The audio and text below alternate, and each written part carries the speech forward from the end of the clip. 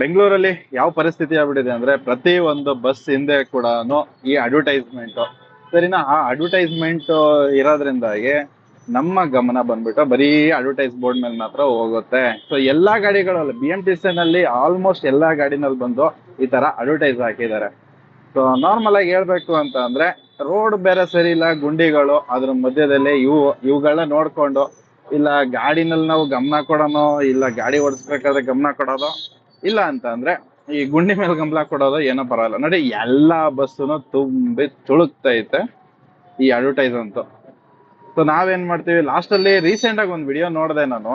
ಅದ್ರಲ್ಲಿ ಬಂದು ಯಾರೋ ಒಬ್ಬ ಬಸ್ ಡ್ರೈವರ್ ಇಳಿದು ಬಂದು ಇನ್ಸ್ಟಾಗ್ರಾಮ್ ಅಲ್ಲಿ ಸಿಕ್ಕಿದ್ರೆ ನಾನು ಹಾಕ್ತೀನಿ, ಅದು ಇನ್ಸ್ಟಾಗ್ರಾಮ್ ಅಲ್ಲಿ ಯಾರು ರೆಕಾರ್ಡ್ ಮಾಡ್ಕೋಬೇಕಾದ್ರೆ ಹೇಳ್ತಿದ್ರು, ಬಸ್ ಹಿಂದ್ಗಡೆ ಈ ಅಡ್ವರ್ಟೈಸ್ ನ ಹಾಕಿರ್ತಾರೆ, ಇದನ್ನ ನೋಡ್ಕೊಂಡ್ ಬಂದು ಹಿಂದ್ಗಡೆಯಿಂದ ಗುದುತ್ತಾರೆ ಗಾಡಿಗಳದ್ದು, ಇದೊಂದು ನಮ್ಗೆ ಗೋಳಾಗಿದೆ ಅಂತ ಅಂದ್ಬಿಟ್ಟು ಯಾರೋ ಒಬ್ರು BMTC ಬಸ್ ಡ್ರೈವರ್ ಅನ್ನೇ ಹೇಳ್ತಾ ಇದ್ರು, ಸರಿನಾ. ಸೊ ಇಂಥ ಸಿಚುವೇಶನ್ ಪ್ರತಿ ಒಂದು ಗಾಡಿನಲ್ಲಿ ಕೂಡ ಗುರುವೆ ಬರೀ ಅಡ್ವರ್ಟೈಸ್ ಆಯ್ತಾ. ಅದು ಡಿಸೈನ್ ಆಗಿರ್ತವೆ ಒಂದೊಂದು ಅಡ್ವರ್ಟೈಸ್, ನಾವು ಹಂಗೆ ಕಳೆದೋ ಬಿಡ್ತೀವಿ. ಇಲ್ಲಿ ನೋಡಿ ಅನುಷ್ಠಾ ಮೇಡಮ್ ಅವ್ರದ್ದು, ಏನ್ ಮಾಡೋಣ, ಇಂಥ ಪರಿಸ್ಥಿತಿ ಕೂಡ ಇರ್ತವೆ. ಮೇನ್ ಆಗಿ ಏನಂತಂದ್ರೆ ನಾವು ರೋಡಲ್ಲಿ ಗಮನ ಕೊಡಕ್ ಆಗೋದಿಲ್ಲ.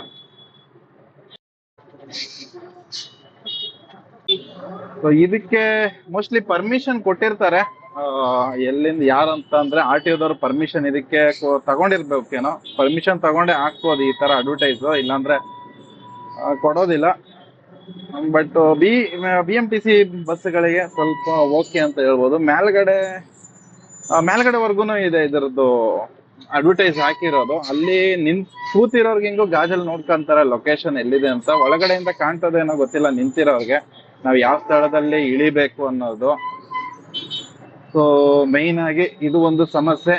ಸೇಮ್ ಇದೇ ತರನೇ ಮುಂಚೆ ಕೂಡ ಆಟೋಗಳಿಗೆ ಹಾಕ್ತಿದೆ, ಆ ಆಟೋಗಳಿಗೆ ಕೂಡ ಅಡ್ವರ್ಟೈಸ್ ಹಿಂದೆ ಎಲ್ಲ ಹಾಕಿರೋರು. ಬಟ್ ಏನಂತಂದ್ರೆ ಅದನ್ನ RTOದವ್ರು ಹಿಡಿದು 5,000 3,000 ಅಂತ ಫೈನ್ ಹಾಕಿದ್ರು. ಅದಾದ್ಮೇಲೆ ಸ್ವಲ್ಪ ಸ್ಟಾಪ್ ಆಗೋಯ್ತು. ಈಗ BMTC ಬಸ್ಸಿಗೆ ಸುಮಾರು ವರ್ಷಗಳಿಂದ ಹಾಕ್ತಿದ್ದಾರೆ. ಮೇನ್ ಅಪ್ಪ ಏನಂದ್ರೆ ಡಿಸ್ಟ್ರಾಕ್ಷನ್ ಆಯ್ತಾ. ರೋಡ್ ಅಂತ ನಮ್ಗೆ ಈ ಅಡ್ವರ್ಟೈಸ್ ಕಾಣಿಸ್ತಾ ಇರುತ್ತೆ, ನಾವು ನೋಡ್ತಾ ಇರ್ತೀವಿ, ಅದು ಅದ್ರ ಮೇಲೆನೆ ಗಮನ ಹೋಯ್ತಿರತ್ತೆ ನಮ್ದು.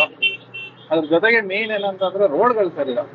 ರೋಡ್ ಒಂದ್ ಮಟ್ಟಕ್ಕೆ ಚೆನ್ನಾಗಿತ್ತು ಅಂದ್ರೆ ಹೆಂಗೋ ಕಂಟ್ರೋಲ್ ಮಾಡ್ಬಿಡ್ಬೋದು, ಗುಂಡಿಗಳು ಬಿಟ್ಕೊಂಡು ಅಡ್ವರ್ಟೈಸ್ ಬೋರ್ಡ್ ನೋಡ್ಕೊಂಡು ಹೋಗಿ ಒಂದೊಂದ್ಸತಿ ಆ ಅಡ್ವರ್ಟೈಸ್ ಬೋರ್ಡ್ ನೋಡಿದಾಗ ಏನಾಗುತ್ತೆ, ಗಾಡಿಗಳು ನಿಲ್ಲೋದು ಗೊತ್ತಾಗಲ್ಲ. ತುಂಬಾ ಬಸ್ಗಳಿಗೆ ಹಿಂದ್ಗಡೆಯಿಂದ ಈ ಬ್ರೇಕ್ ಲೈಟ್ ಕೂಡ ಬರೋದಿಲ್ಲ.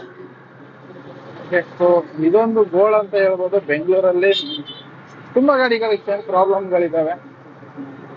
ಈಗ ಮೆಟ್ರೋಗಳು ಆಗ್ತಾ ಇದಾರೆ, ಮೆಟ್ರೋದಲ್ಲಿ ಅಷ್ಟೇನು ಗೊತ್ತಾಗಲ್ಲ.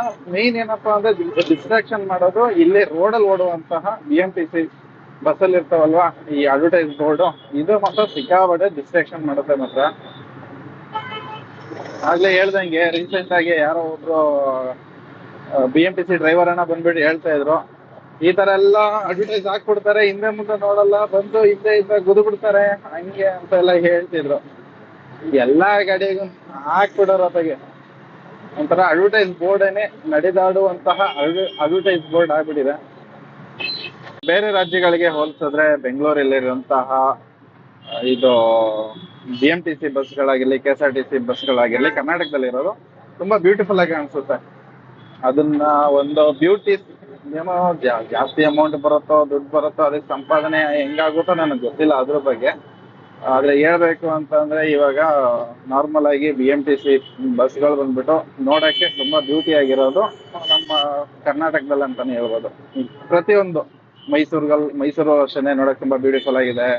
ಇಲ್ಲಿ KSRTC ಕೂಡ ಅಷ್ಟೇನೆ ನೋಡಕ್ ತುಂಬಾ ಚೆನ್ನಾಗಿರುತ್ತೆ. ಅದ್ರ ಜೊತೆಗೆ ಬೆಂಗಳೂರಲ್ಲಿ ಇರುವಂತಹ ಬಸ್ ಕೂಡ ತುಂಬಾ ಫ್ಯಾನ್ಸಿ ಆಗಿರುತ್ತೆ ಇತರ ರಾಜ್ಯಕ್ಕೆ ಕಂಪೇರ್ ಮಾಡ್ಕೊಂಡ್ರೆ. ಬಟ್ ಅಂತ ಬಸ್ಗಳು ಅಷ್ಟು ಬ್ಯೂಟಿ ಆಗಿರೋ ಬಸ್ಗಳಿಗೆ ಇದೊಂದು ಅಡ್ವರ್ಟೈಸ್ ಬೋರ್ಡ್ ಹಾಕ್ತಿದ್ರೆ ಅಷ್ಟು ಚೆನ್ನಾಗಿ ಕಾಣಿಸಲ್ಲ ಅನ್ನೋದು ನನ್ನ ಅನಿಸಿಕೆ ಆಯ್ತಾ. ಸೊ ಈ ತರ ಇದೆ. ಹಾಗೆ ಸ್ನೇಹಿತರೆ,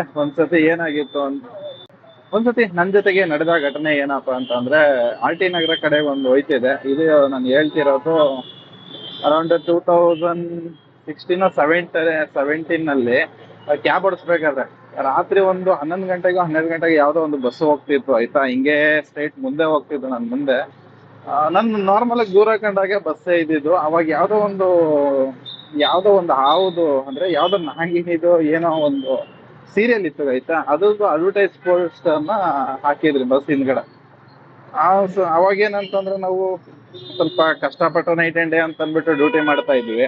ಆ ಟೈಮಲ್ಲಿ ಏನಾಗೋದು, ಈ ಹಿಂದ್ಗಡೆ ಬಸ್ ಹಿಂದ್ಗಡೆ ಈ ನಾಗಿನ ಫೋಟೋ ನೋಡ್ಕೊಂಡು ಅದು ಕಣ್ಣು ದೊಡ್ಡದಾಗಿ ಬಿಟ್ಕೊಂಡಿತ್ತು ಆಯ್ತಾ. ಅಂತ ಟೈಮಲ್ಲಿ ಏನಾಗೋಯ್ತು, ಹಿಂದ್ಗಡೆಯಿಂದ ಹೋಗ್ತಿದ್ದೆ, ಸಡನ್ ಆಗಿ ಅದ್ ಏನಾಯ್ತೋ ಗೊತ್ತಿಲ್ಲ, ಹಿಂದೆ ಕಾಣ್ತಿರೋದು, ಅಷ್ಟು ಅಬ್ಸರ್ವೇಷನ್ ಏನಾಗಿಲ್ಲ ನಮ್ಗೆ. ಸಡನ್ ಆಗಿ ಹತ್ರದಲ್ಲಿ ನೋಡ್ತೀನಿ, ಆ ಕತ್ಲೆನಲ್ಲಿ ಐ ಬೀಮ್ ಹೊಡೆದ್ರೆ ಕಾರ್ದು ಸಡನ್ ಆಗಿ ಕಣ್ ಬಿಟ್ಟಿರೋದು ಕಾಣಿಸ್ಬಿಡೋದ, ಹಿಂಗೆ ಎದೆ ಜಗ್ಗಾಗಿ ಹಂಸ ಸಾರಿಸಿ ಬೇಡ ನನ್ ಸವಾಸ. ಸೊ ಇಂಥ ಸಿಚುವೇಶನ್ ಎಲ್ಲ ಆಗ್ಬಿಡ್ತವೆ. ಮುಂಚೆ ಕೆಲವೊಂದ್ ಕಡೆ ಎಲ್ಲ ಗೋಡೆ ಮೇಲೆಲ್ಲ ಬಂದು, ಅದು ನಂಗೆ ಸುಮಾರು ಸತಿ ಆಗಿದೆ. ಈ ಗೋಡೆ ಮೇಲೆ ಎಲ್ಲ ಬಂದ್ಬಿಟ್ಟು ಏನ್ ಮಾಡೋರು ಅಂತ ಅಂದ್ರೆ, ಈ ದೆವ್ವದ್ದು ಫಿಲಮ್ದು ಫೋಟೋಗಳೆಲ್ಲ ಅಂಟಿಸ್ಬಿಟ್ಟಿರೋರು. ರಾತ್ರಿ ನಾನು ಮುಂಚೆ ಕ್ಯಾಬ್ ಓಡಿಸ್ಬೇಕಾದ್ರೆ ಈ ನೈಟ್ ಎಲ್ಲ ಡ್ರಾಪ್ ಹೋಗ್ತಾ ಇದ್ವಿ, 2 ಗಂಟೆ 3 ಗಂಟೆ 1:30 ಈ ತರ ಈ ಟೈಮಲ್ಲಿ ಸಿಕ್ಕಾಪಟ್ಟೆ ಕತ್ಲೆ. ಮತ್ತೆ ಆರ್ ಟಿ ನಗರಕ್ಕೆ ಹೋಗ್ಬೇಕಾದ್ರೆ ನಿಮ್ಗೆ ಎಲ್ಲರಿಗೂ ಗೊತ್ತಿರುತ್ತೆ, ಅಲ್ಲಿ ಪನ್ವಳ್ಕಿಂತ ಮುಂಚಿತವಾಗಿ ಅಲ್ಲಿ ರೈಟ್ ಸೈಡ್ ಅಲ್ಲಿ ಮಶಾಣ ಇದೆ ಸರಿ, ಅಲ್ಲಿ ಲೆಫ್ಟ್ ಸೈಡ್ ಅಲ್ಲಿ ಒಂದು ಇದನ್ನ ಅಂಟಿಸಿದ್ದಾರೆ ಪೋಸ್ಟರ್ನ. ಆ ಪೋಸ್ಟರ್ನ ಅಂಟಿಸ್ದಾಗ ಏನಾಯ್ತು, ಅದು ಸಡನ್ ಆಗಿ ಹಿಂಗ್ ತಿರ್ಕೊಂಡೆ ಆಯ್ತಾ. ತಿರುಗಿದ ತಕ್ಷಣ ದೆವ್ವದು ಕಂಡ್ರು ಆ ಪೋಸ್ಟರ್. ಆವಾಗ್ಲೂ ಒಂದ್ಸತಿ ಎದೆ ಜಗ್ ಅಂದೈತೆ. ಸೊ ಇಂಥ ಸಿಚುವೇಶನ್ ಎಲ್ಲ ಆಯ್ತವೆ. ಅಂದ್ರೆ ಮೇನ್ ಆಗಿ ನಮ್ಮ ಮೈಂಡು ಇವಾಗ ಎಕ್ಸ್ಪೆಷಲಿ ಹೇಳ್ಬೇಕಂದ್ರೆ, ಈ ಡ್ರೈವಿಂಗ್ ಫೀಲ್ಡ್ ಇರೋರು ಸ್ವಲ್ಪ ಹಗ್ಲು ರಾತ್ರಿ ನೋಡ್ದಂಗೆ ಡ್ರೈವಿಂಗ್ ಮಾಡ್ತಾರೆ. ಮತ್ತೆ ಅದ್ರ ಜೊತೆಗೆ ಡ್ರೈವಿಂಗ್ ಆಗಿರ್ಲಿ, ಅದು ಮತ್ತೆ ಗಾಡಿ ಓಡಿಸೋದು ಜಾಸ್ತಿ, ನಿದ್ದೆ ಕಡಿಮೆ, ಒಂದ್ ಸ್ವಲ್ಪ ಮಂಕಲ್ಲಿ ಇರ್ತಾರೆ ಅಂತ ಹೇಳ್ಬೋದು.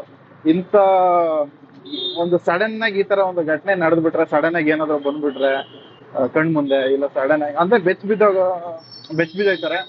ಬೆಚ್ಚು ಬೀಳೋದು ಸರ್ವ ಸಾಮಾನ್ಯ.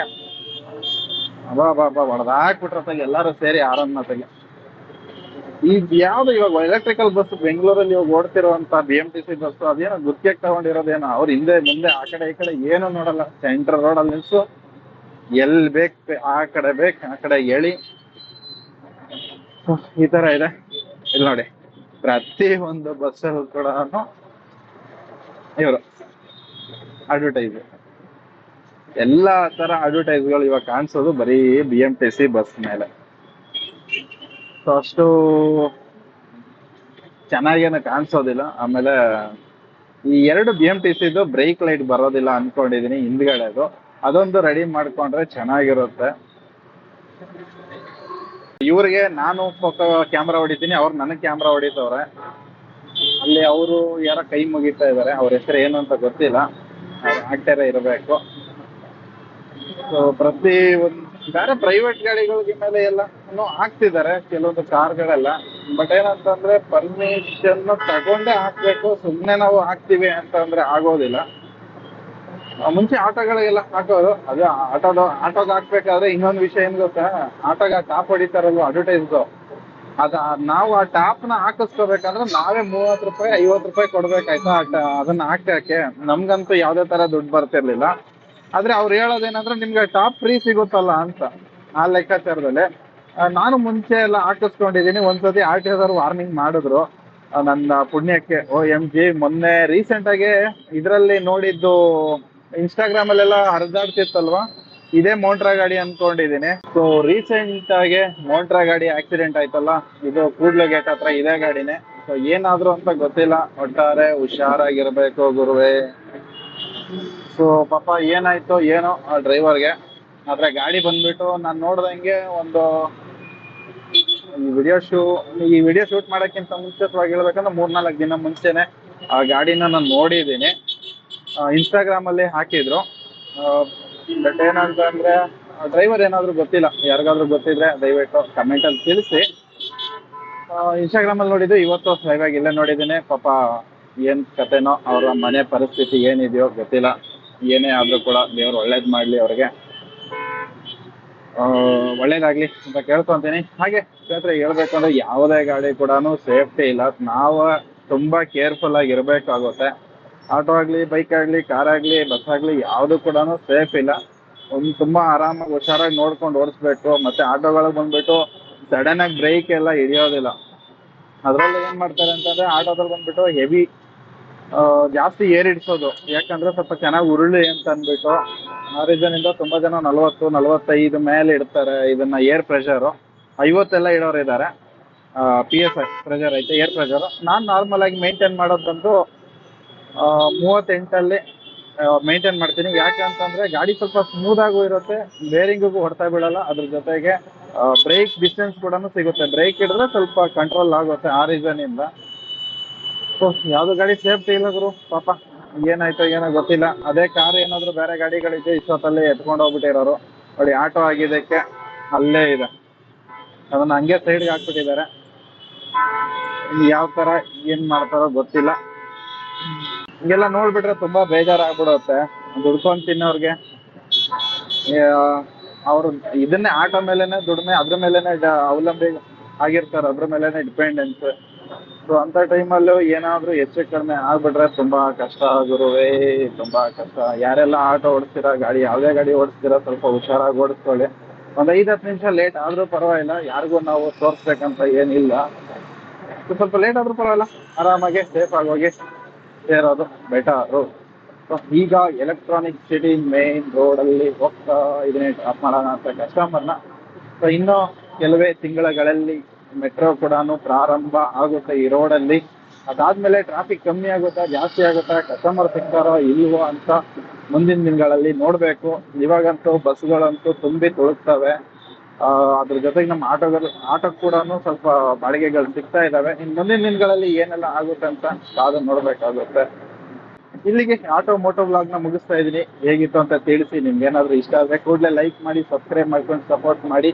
ಈ ನಿಮ್ಮ ಬ್ರದರ್ನ ಅಂತ ಕೇಳ್ಕೊಂತೀನಿ. ಎಲ್ಲರಿಗೂ ನಮಸ್ಕಾರ.